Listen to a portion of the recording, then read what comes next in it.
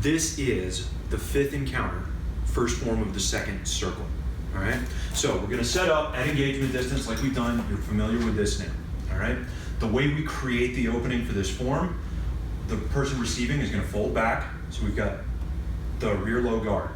Our opening attack is just going to cover the ground and do a number one strike. So as I come in, I'm going to cover the ground and do a one strike. Up to this point, you haven't done this against that stance yet. So you're going to have to go farther than you're used to. It's part of the reason why we've done that with this form.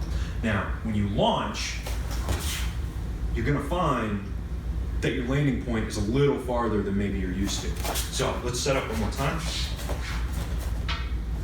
And so as I go in, if I need to step before I launch, I can do that. All right? So one more time.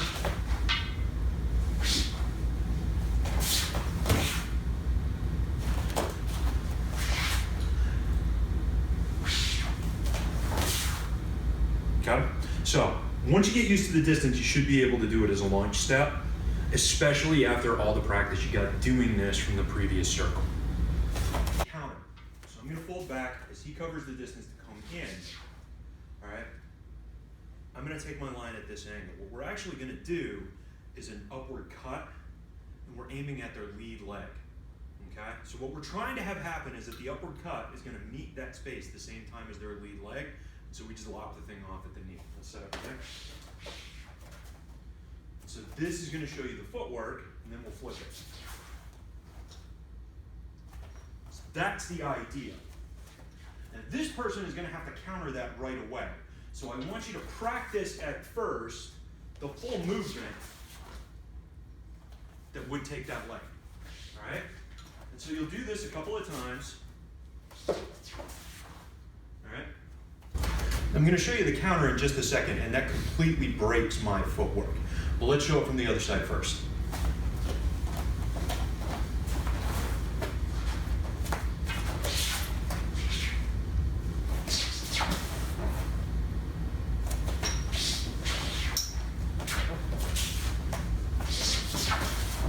Now the counter. So he's going to fold back. I'm going to come over the top to get him. Now, as he comes at my leg, what's going to happen is I have to bail on my strike immediately in order to counter it. Otherwise, I lose the leg. So as I go in, instead of being able to finish my strike, go ahead. Okay? I have to actually hold up even sooner to pull my leg out of that hitbox. So the way I'm going to do that with my feet.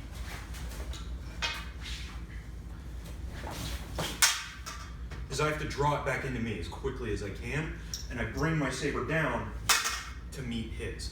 I want to go edge to edge hard so that I can stop his momentum. Otherwise, he's just going to be able to swing right through this, and then he's got a really clear line to come and finish. So, he folds back, I come in for the strike. So as he gets there, I've got to bail and meet saber to saber. Now for right now, I want you to practice going this far. We'll get to the next step in just a second. We've actually got a movement that can be a disarm, but you really have to get the timing of this first, otherwise it's really difficult to get the next part. So the footwork can be a little bit challenging. To finish the counter, we're going to do a circular movement that can be a disarm. So when you're practicing this, especially if you're practicing somewhere where there's lots of breakables, make sure you and your partner are on the same page about how you're going to do this so that you don't send a saber flying through a window or into a neighbor's pet. So let's come this way. He folds back. So we'll go through this step by step. I come in, he gets in nice and deep to take my leg, I take my leg away. And now I'm going to circle and flick. And so I don't want to push his saber with my saber. I circle and flick up, okay? Coming all the way to the top is one of the things that's really key to making this work. So as he folds back, and as I come in, I meet his saber, and then it's a circle to my left, up high. And that will send him off to that far side, so that now I get to own the middle. A lot of what we're trying to do with our forms is either be behind the person or own the middle. Those are the two strategic places we want to get as often as we can.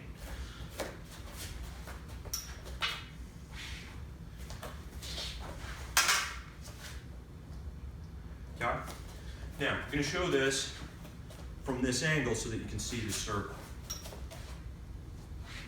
So don't worry so much about where he is in space. Focus on this motion as I complete it.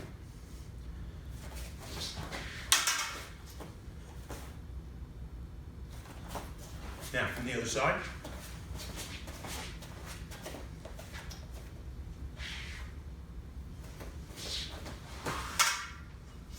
And then we immediately follow with a one stroke.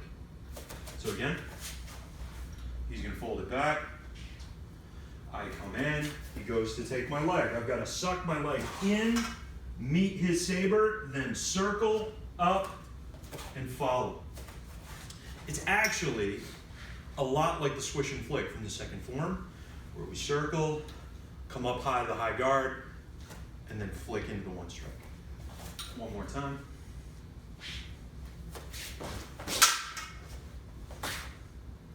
And so now, as I follow through with that overhead strike, he's going to take a step, move off the line of the attack, and go into a wedge block.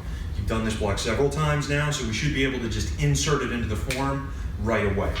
He folds back, presents the opening.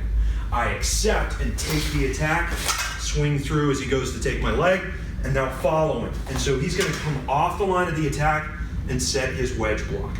So this, you know.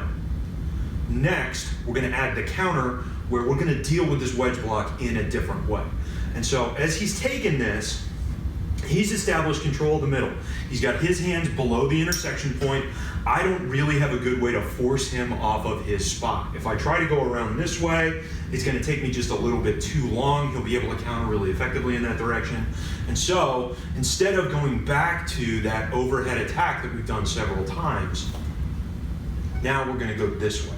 Part of the reason why this encounter exists as it does is so that you get a new way to deal with this position. So you have more than one choice. So again, he folds back, I accept, he goes to take my leg, I get rid of it, and now he's wedged. And so what I'm going to do is this leg becomes my pivot foot, my left leg is going to swing around, and I just turn the point where our sabers are met into the pivot point of a lever. So that then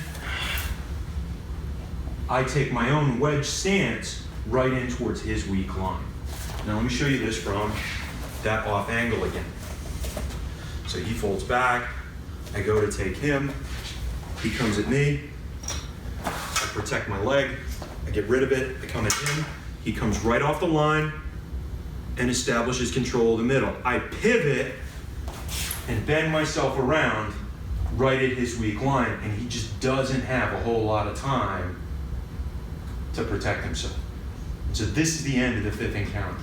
So that pivot step, once again,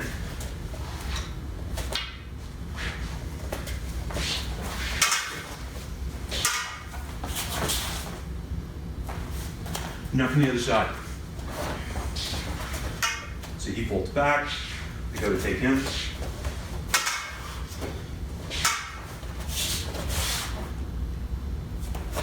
and through.